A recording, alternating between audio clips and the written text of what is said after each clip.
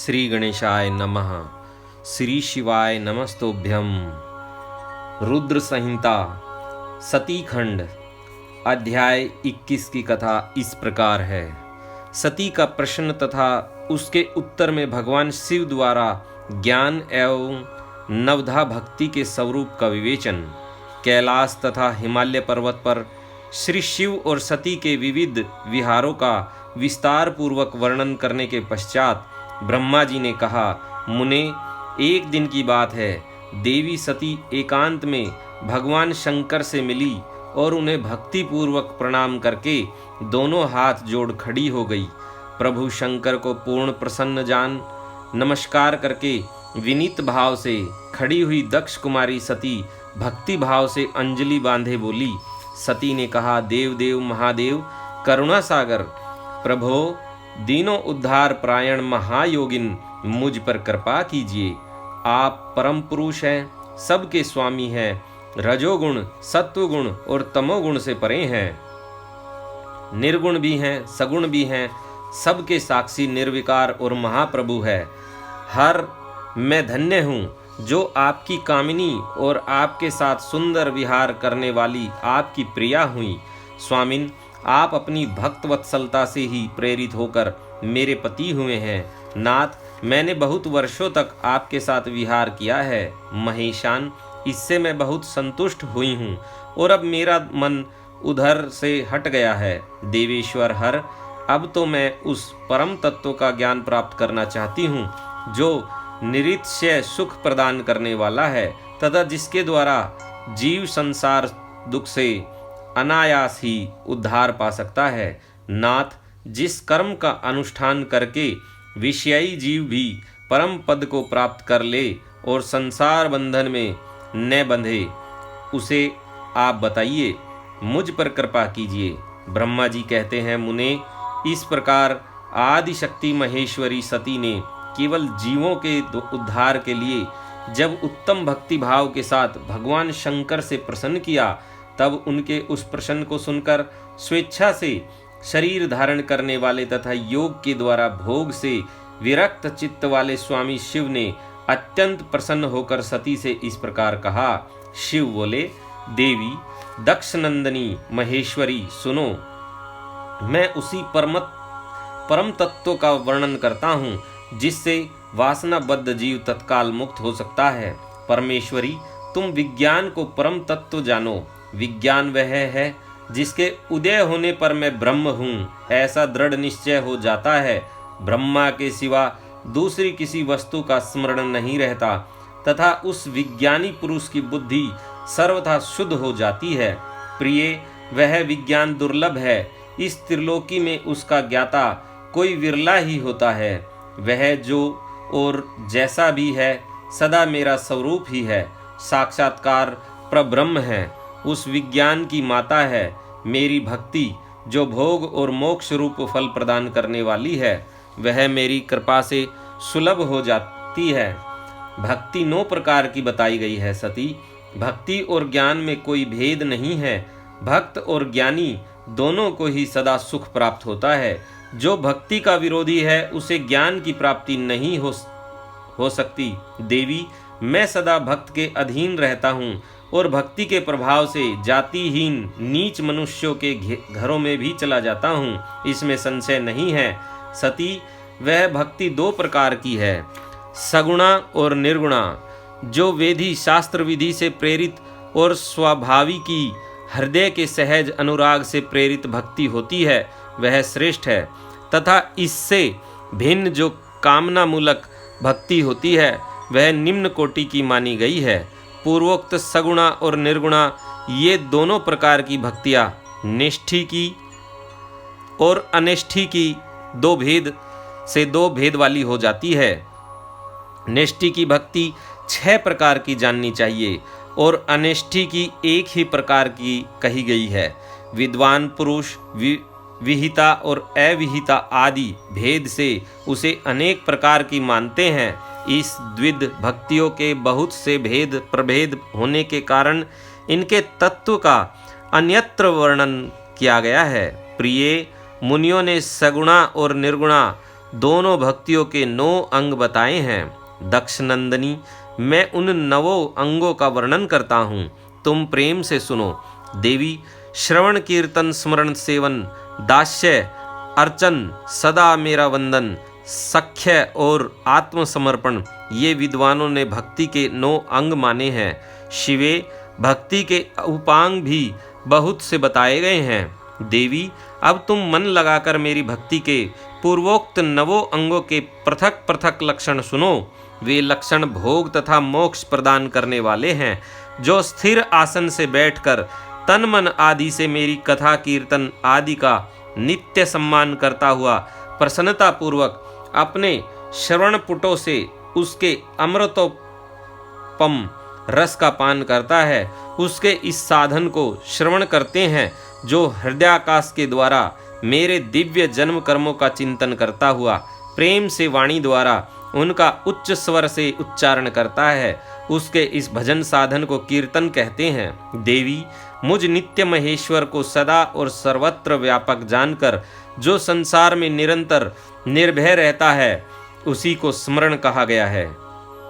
अरुणोदय से लेकर हर समय सेव्य की अनुकूलता का ध्यान रखते हुए हृदय और इंद्रियों से जो निरंतर सेवा की जाती है, वही सेवन नामक भक्ति है।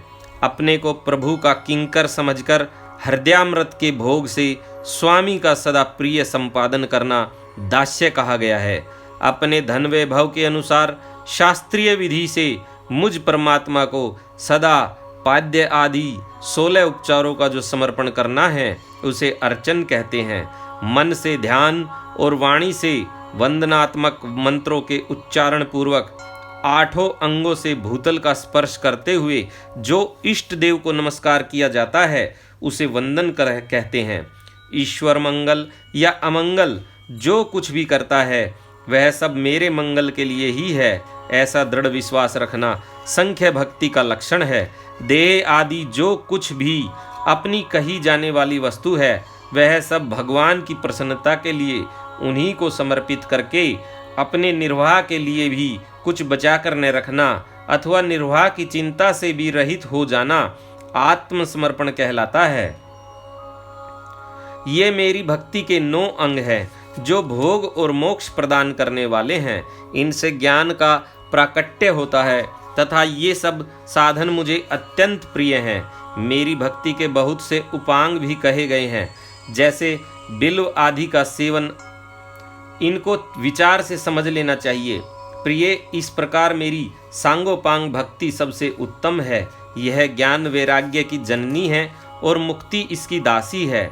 यह सदा सब साधनों से ऊपर विराजमान है। इसके द्वारा संपूर्ण कर्मों के फल की प्राप्ति होती है। यह भक्ति मुझे सदा तुम्हारे सम्मान ही प्रिय है। जिसके चित्त में नित्य निरंतर यह भक्ति निवास करती है, वह साधक मुझे अत्यंत प्यारा है। देवेश्वरी, तीनों लोकों और चारों युगों में भक्ति के समान दूसरा कोई सुखदायक मार्ग नहीं है। कलयुग में तो यह विशेष सुखद एवं सुविधाजनक है। देवी, कलयुग में प्राय ज्ञान और वैराग्य के कोई ग्राहक नहीं है, इसलिए वे दोनों वृद्ध, उत्साह शून्य और जर्जर हो गए हैं। परंतु भक्ति कलयुग में तथा अन्य सब युगों में भी प्रत्यक्ष फल देने वाली है। भक्ति के प्रभाव से मैं सदा उसके वश में रहता हूँ, इसमें संशय नहीं है। संसार में जो भक्तिमान पुरुष है, उसकी मैं सदा सहायता करता हूँ, उसके सारे विघ्नों को दूर हटाता हूँ। उस भक्त का जो शत्रु होता है, वह मेरे लिए दंडनीय है, इसमें संशय नहीं है। देवी, मैं अपने भक्तों का रक्षक हूँ। भक्त की रक्षा के लिए ही मैंने कुपित हो अपने नेत्र जनित अग्नि से काल को भी दग्ध कर डाला था। प्रिय, भक्त के लिए मैं पूर्व काल में सूर्य पर भी अत्यंत क्रुद्ध हो उठा था और शूल लेकर मैंने उन्हें मार भगाया था। देवी, भक्त के लिए मैंने सैन्य सहित रावण को भी क्रोध पूर्वक त्याग दिया और उसके प्रति कोई पक्षपात नहीं किया। सती देवेश्वरी, बहुत कहने से क्या लाभ, मैं सदा ही भक्त के अधीन रहता हूँ और भक्ति करने वाले पुरुष के अत्यंत वश में हो जाता हूँ। ब्रह्मा जी कहते हैं, नारद, इस प्रकार भक्त का महत्व सुनकर दक्ष कन्या सती को बड़ा हर्ष हुआ उन्होंने अत्यंत प्रसन्नता पूर्वक भगवान शिव को मन ही मन प्रणाम किया। मुने, सती देवी ने पुनः भक्ति कांड विषयक शास्त्र के विषय में भक्ति पूर्वक पूछा। उन्होंने जिज्ञासा की कि जो लोक में सुखदायक तथा जीवों के उद्धार के साधनों का प्रतिपादक है वह शास्त्र कौन सा है।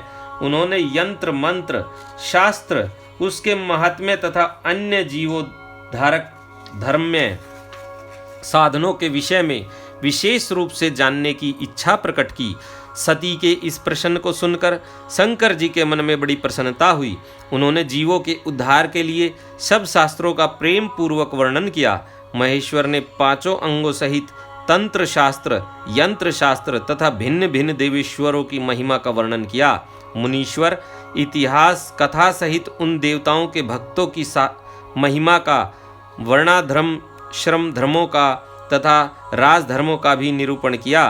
पुत्र और स्त्री के धर्म की महिमा का, कभी कष्ट न होने वाले वर्णाश्रम धर्म का और जीवों को सुख देने वाले वेदक शास्त्र तथा ज्योतिष शास्त्र का भी वर्णन किया। महेश्वर ने कृपा करके उत्तम सामुद्रिक शास्त्र का तथा और भी बहुत से शास्त्रों का तत्वतः वर्णन किया। इस प्रकार लोकोपकार करने के लिए सद्गुण संपन्न शरीर धारण करने वाले त्रिलोक सुखदायक और सर्वज्ञ सती शिव हिमालय के कैलाश शिखर पर तथा अन्यान्य स्थानों में नाना प्रकार की लीलाएं करते थे। वे दोनों दंपति साक्षात पर ब्रह्म स्वरूप हैं। अध्याय समाप्त हुआ। अगला अध्याय दंडकारण्य में शिव को श्री राम के प्रति मस्तक झुकाते देख सती का मोह तथा शिव की आज्ञा से उनके द्वारा श्री राम की परीक्षा। नारद जी बोले, ब्राह्मण विधे प्रजानाथ महाप्राज्ञ दयानिधे, आपने भगवान शंकर तथा देवी सती के मंगलकारी सुयश का स्मरण कराया है। अब इस समय पुनः प्रेम पूर्वक उनके उत्तम यश का वर्णन कीजिए। उन शिव दंपत्ति ने वहां रहकर कौन सा चरित्र किया था। ब्रह्मा जी ने कहा, मुने, तुम मुझसे सती और शिव के चरित्र का प्रेम से श्रवण करो। वे दोनों दंपत्ति वहां लौकिकी गति का आश्रय ले नित्य निरंतर क्रीड़ा किया करते थे। तदंतर महादेवी सती को अपने पति शंकर का वियोग प्राप्त हुआ, ऐसा कुछ श्रेष्ठ बुद्धि वाले विद्वानों का कथन है। परंतु मुने, वास्तव में उन दोनों का परस्पर वियोग कैसे हो सकता है, क्योंकि वे दोनों वाणी और अर्थ के समान एक दूसरे से सदा मिले जुले हैं, शक्ति और शक्तिमान हैं तथा चित्त स्वरूप है। फिर भी उनमें लीला विषयक रुचि होने के कारण वह सब कुछ संगठित हो सकता है। सती और शिव यद्यपि ईश्वर हैं तो भी लौकिक रीति का अनुसरण करके वे जो लीलाएं करते हैं वे सब संभव है। दक्ष कन्या सती ने जब देखा कि मेरे पति ने मुझे त्याग दिया है, तब वे अपने पिता दक्ष के यज्ञ में गई और वहां भगवान शंकर का अनादर देख उन्होंने अपने शरीर को त्याग दिया। वे ही सती पुनः हिमालय के घर पार्वती के नाम से प्रकट हुई और बड़ी भारी तपस्या करके उन्होंने विवाह के द्वारा पुनः भगवान शिव को प्राप्त कर लिया। सूत जी कहते हैं, महर्षियों ब्रह्मा जी की यह बात सुनकर नारद जी ने विधाता से शिवा और शिव के महान यश के विषय में इस प्रकार पूछा। नारद जी बोले, महाभाग विष्णु शिष्य विधात, आप मुझे शिवा और शिव के भाव तथा आचार से संबंध रखने वाले उनके चरित्र को विस्तार पूर्वक सुनाइए। तात, भगवान शंकर ने अपने प्राणों से भी प्यारी धर्मपत्नी सती का किस लिए त्याग किया, यह घटना तो मुझे बड़ी विचित्र जान पड़ती है, अतः इसे आप अवश्य कहें। अज, आपने आपके पुत्र दक्ष के यज्ञ में भगवान शिव का अनादर कैसे हुआ और वहां पिता के यज्ञ में जाकर सती ने अपने शरीर का त्याग किस प्रकार किया, उसके बाद वहां क्या हुआ, भगवान महेश्वर ने क्या किया, ये सब बातें मुझसे कहिए। इन्हें सुनने के लिए मेरे मन में बड़ी श्रद्धा है। ब्रह्मा जी ने कहा, मेरे पुत्रों में श्रेष्ठ महाप्राज्ञ तात नारद, तुम महर्षियों के साथ बड़े प्रेम से भगवान चंद्रमौली का यह चरित्र सुनो। श्री विष्णु आदि देवताओं से सेवित परब्रह्म महेश्वर को नमस्कार करके मैं उनके महान उद्वत चरित्र का वर्णन आरंभ करता हूँ। मुने, यह सब भगवान शिव की लीला ही है। वे प्रभु अनेक प्रकार की लीला करने वाले स्वतंत्र और निर्विकार हैं। देवी सती भी वैसी ही हैं, अन्यथा वैसा कर्म करने में कौन समर्थ हो सकता है। परमेश्वर शिव ही परब्रह्म परमात्मा है। एक समय की बात है, तीनों लोकों में विचरने वाले लीला विशारद भगवान रुद्र सती के साथ बैल पर आरूढ़ हो इस भूतल पर भ्रमण कर रहे थे। घूमते घूमते वे दंडकारण्य में आए। वहां उन्होंने लक्ष्मण सहित भगवान श्री राम को देखा, जो रावण द्वारा छल पूर्वक हरी गई अपनी प्यारी पत्नी सीता की खोज कर रहे थे। वे हाँ सीते ऐसा उच्च स्वर से पुकारते, जहां तहां देखते और बारंबार रोते थे। उनके मन में विरह का आवेश छा गया था। सूर्य वंश में उत्पन्न वीर भूपाल दशरथ नंदन भरताग्रज श्री राम आनंद रहित हो लक्ष्मण के साथ वन में भ्रमण कर रहे थे और उनकी कांति फीकी पड़ गई थी।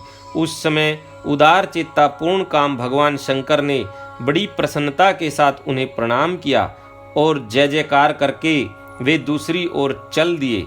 भक्तवत्सल शंकर ने उस वन में श्री राम के सामने अपने को प्रकट नहीं किया। भगवान शिव की मोह में डालने वाली ऐसी लीला देख सती को बड़ा विस्मय हुआ। वे उनकी माया से मोहित हो उनसे इस प्रकार बोली। सती ने कहा, देव सर्वेश पर ब्रह्म परमेश्वर ब्रह्मा विष्णु आदि सब देवता आपकी ही सदा सेवा करते हैं। आप ही सबके द्वारा प्रणाम करने योग्य हैं। सबको आपका ही सर्वदा सेवन और ध्यान करना चाहिए।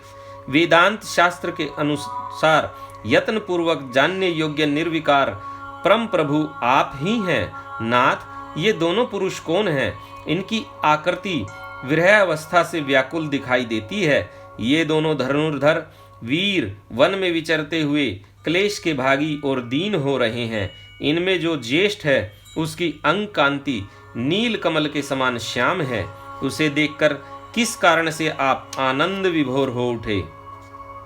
आपका चित्त क्यों अत्यंत प्रसन्न हो गया था? आप इस समय भक्त के समान विनम्र क्यों हो गए थे? स्वामिन कल्याणकारी शिव, आप मेरे संशय को सुने।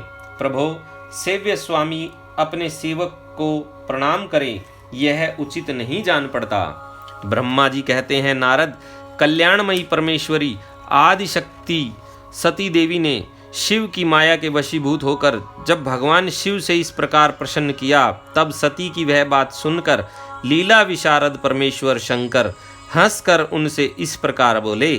परमेश्वर ने कहा, देवी सुनो, मैं प्रसन्नता पूर्वक यथार्थ बात कहता हूँ, इसमें छल नहीं है। वरदान के प्रभाव से ही मैंने इन्हें आदर पूर्वक प्रणाम किया है। प्रिय, ये दोनों भाई वीरों द्वारा सम्मानित हैं। इनके नाम हैं श्री राम और लक्ष्मण।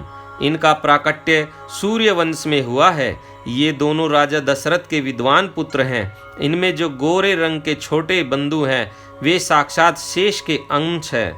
उनका नाम लक्ष्मण है। इनके बड़े भैया का नाम श्री राम है। इनके रूप में भगवान विष्णु ही अपने संपूर्ण अंश से प्रकट हुए हैं। उपद्रव्य इनसे दूर ही रहते हैं। ये साधु पुरुषों की रक्षा और हम लोगों के कल्याण के लिए इस पृथ्वी पर अवतीर्ण हुए हैं। ऐसा कहकर सृष्टिकर्ता भगवान शंभु चुप हो गए। भगवान शिव की ऐसी बात सुनकर भी सती के मन को इस पर विश्वास नहीं हुआ। क्यों न हो, भगवान शिव की माया बड़ी प्रबल है। वह संपूर्ण त्रिलोकी को मोह में डाल देने वाली है। सती के मन में मेरी बात पर विश्वास नहीं है। यह जानकर लीला विशारद प्रभु सनातन शंभु यों बोले। शिव ने कहा, देवी मेरी बात सुनो। यदि तुम्हारे मन में मेरे कथन पर विश्वास नहीं है तो तुम वहां जाकर अपनी ही बुद्धि से श्री राम की परीक्षा कर लो। प्यारी सती, जिस प्रकार तुम्हारा मोह या भ्रम नष्ट हो जाए वह करो। तुम वहां जाकर परीक्षा करो। तब तक मैं इस बरगद के नीचे खड़ा हूँ। ब्रह्मा जी कहते हैं, नारद, भगवान शिव की आज्ञा से ईश्वरी सती वहां गई और मन ही मन यह सोचने लगी कि मैं वनचारी राम की कैसे परीक्षा करूं? अच्छा, मैं सीता का रूप धारण करके राम के पास चलूं। यदि राम साक्षात विष्णु हैं तब तो सब कुछ जान लेंगे, अन्यथा वे मुझे नहीं पहचानेंगे। ऐसा विचार सती सीता बनकर श्री राम के समीप उनकी परीक्षा लेने के लिए गई। वास्तव में वे मोह में पड़ गई थी। सती को सीता के रूप में सामने आई देख शिव शिव का जप करते हुए रघुकुल नंदन श्री राम सब कुछ जान गए और हंसते हुए उन्हें नमस्कार करके बोले। श्री राम ने पूछा, सती जी, आपको नमस्कार है। आप प्रेम पूर्वक बताएं, भगवान शंभु कहाँ गए हैं? आप पति के बिना अकेली ही इस वन में क्यों आई हो? देवी, आपने अपना रूप त्याग कर किस लिए यह नूतन रूप धारण किया है? मुझ पर कृपा करके इसका कारण बताइए।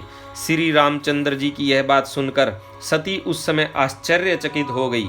वे शिव जी की कही हुई बात का स्मरण करके और उसे यथार्थ समझकर बहुत लज्जित हुई। श्री राम को साक्षात विष्णु जान अपने रूप को प्रकट करके मन ही मन भगवान शिव के चरणारविंदों का चिंतन कर प्रसन्नचित हुई सती उनसे इस तरह बोली, रघुनंदन, स्वतंत्र परमेश्वर भगवान शिव मेरे तथा अपने पार्षदों के साथ पृथ्वी पर भ्रमण करते हुए इस वन में आए थे। यहाँ उन्होंने सीता की खोज में लगे हुए लक्ष्मण सहित तुमको देखा। उस समय सीता के लिए तुम्हारे मन में बड़ा क्लेश था और तुम विरह शोक से पीड़ित दिखाई देते थे। उस अवस्था में तुम्हें प्रणाम करके वे चले गए और उस वट वृक्ष के नीचे अभी खड़े ही हैं। भगवान शिव बड़े आनंद के साथ तुम्हारे वैष्णव रूप की उत्कृष्ट महिमा का गान कर रहे थे। यद्यपि उन्होंने तुम्हें चतुर्भुज विष्णु के रूप में नहीं देखा, तो भी तुम्हारा दर्शन करते ही वे आनंद विभोर हो गए। इस निर्मल रूप की ओर देखते हुए उन्हें बड़ा आनंद प्राप्त हुआ। इस विषय में मेरे पूछने पर भगवान शंभु ने जो बात कही उसे सुनकर मेरे मन में भ्रम उत्पन्न हो गया। अतः राघवेंद्र, मैंने उनकी आज्ञा लेकर तुम्हारी परीक्षा की है। श्री राम, अब मुझे ज्ञात हो गया कि तुम साक्षात विष्णु हो। तुम्हारी सारी प्रभुता मैंने अपनी आंखों देख ली। अब मेरा संशय दूर हो गया।